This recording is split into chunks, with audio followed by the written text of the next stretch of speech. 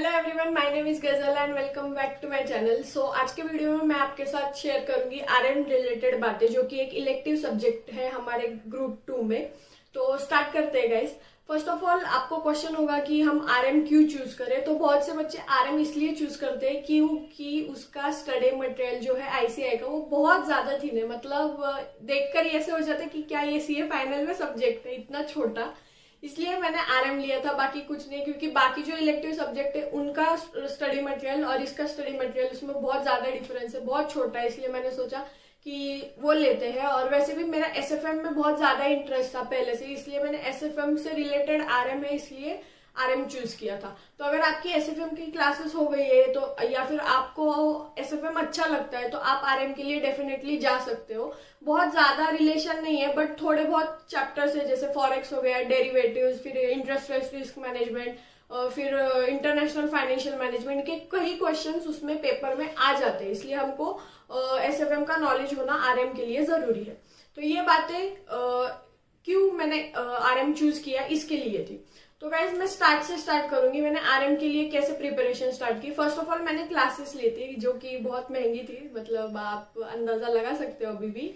जैसे मैंने last video में बताया था, उनसे ही रिलेटेड ये क्लासेस मैंने ली थी। तो 6000 रुपीज की मुझे क्लासेस पड़ी और वर्थ नहीं थी गाइज, क्योंकि बाद में लोगों ने बताया कि सिर्फ सेल्फ से करने से हो जाता है। मतलब इंडेक्स आते हैं इसके इलेक्टिव सब्जेक्ट के, उसको देखो, केस स्टडीज सॉल्व करो तो आपका आरएम अच्छे से प्रिपेयर हो जाता है। बट उस टाइम पे बताया गया था मुझे या फिर हमारे फ्रेंड्स के ग्रुप को कि बहुत ज्यादा टेक्निकल सब्जेक्ट है, इसलिए आपको क्लासेस लेने होंगे, बहुत सारे कंसेप्ट क्लियर करने रहते हैं। तो इसकी वजह से हमने क्लासेस ले ली थी, बट वर्थ नहीं था वो। इसलिए आपका ऐसे अगर आप सेल्फ स्टडी कर सकते हो खुद से तो आप डेफिनेटली क्लासेस मत लेना। ये मेरा फ्रैंकली आपको सजेशन रहेगा। Classes is not worth for RM. और आपको मैं बताऊंगी कि आपको प्रिपेयर कैसे करना है फिर। तो मैंने क्लासेस लिए, क्लासेस करने के बाद पता है टच छूट जाता है। फिर बाद में जब प्रिपरेशन का टाइम आया तब मैंने आईसीआई का मटेरियल फॉलो किया और आईसीआई के मटेरियल के साथ केस स्टडी डाइजेस्ट जो था वो फॉलो किया। उसके मैंने केस स्टडी सॉल्व किए। तो ऐसे करके मैंने आरएम के लिए प्रिपेयर किया। बट जब मेरे नवंबर में एग्जाम्स नजदीक आ रहे थे तब मुझे पता चला कि जो शिवम पालन सर है उनके रिवीजन लेक्चर्स यूट्यूब पे बहुत सारे अवेलेबल है। तो मैंने उनको देखा, वो रिवीजन लेक्चर्स मैंने देखकर चैप्टर का ओवरव्यू लेना स्टार्ट कर दिया। और फिर पता चला कि उनका एक क्वेश्चन बैंक आता है जिसको बोलते हैं आत्मनिर्भर क्वेश्चन बैंक। उसमें उन्होंने पूरा कंपाइलेशन किया है केस स्टडीज का, मतलब आरटीपी, एमटीपी, फिर आईसीआई ने जो न्यू केस स्टडीज लॉन्च किए, फिर केस स्टडी डाइजेस्ट, ये सबका उसमें कंपाइलेशन है।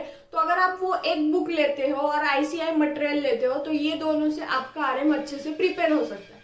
बट मैंने वो बुक्स रेफर क्यों नहीं किए उनके, वो इसलिए क्योंकि मेरे एग्जाम में टाइम बहुत कम बचा था और वो बुक बहुत ज्यादा मोटा था। मतलब अगर मैं उसको स्टार्ट करती ना तो बोलते हैं ना कि लास्ट मोमेंट पे आपको शिफ्ट नहीं करना चाहिए बुक से। तो इसलिए मैं वो आईसीआई मटेरियल और केस स्टडी डाइजेस्ट पे स्टिक रही, मैंने शिफ्ट नहीं किया। बट मैं अगर किसी को बताऊंगी तो मैं यही बताऊंगी कि वो बुक वो आप रेफर करो ताकि आपका प्रिपरेशन और अच्छे से हो।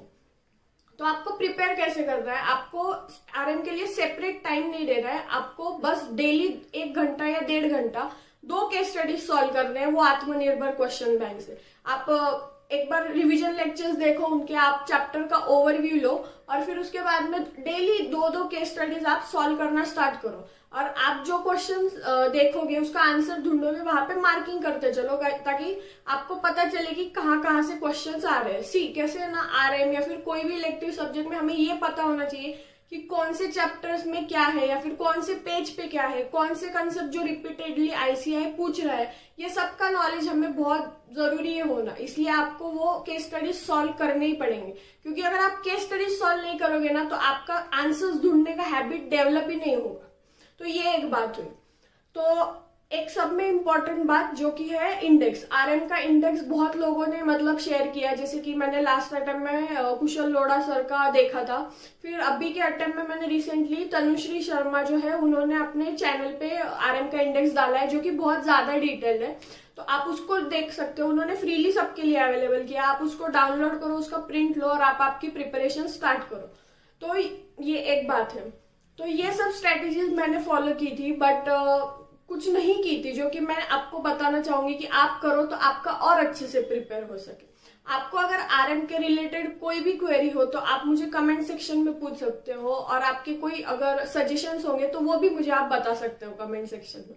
अगर और ये वीडियो अच्छा लगे तो इसको लाइक करना, आपके फ्रेंड्स के साथ शेयर करना, ताकि वो भी आरएम अच्छे से प्रिपेयर कर सके, और इस वीडियो को लाइक करना। Thank you so much guys.